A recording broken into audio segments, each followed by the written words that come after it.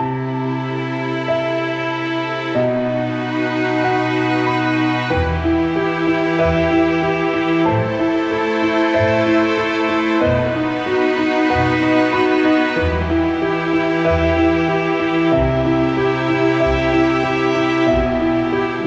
నేను గొప్ప ఆర్టిస్ట్ నేను అనుకోవట్లే.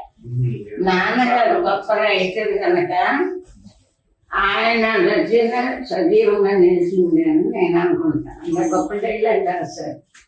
ఆ మాట చెప్పండి. ఇప్పుడు అండర్స్టాండ్లో అంటే డైలాగ్ నాన్నగారు అంత పేరు బాగుండాలి కానీ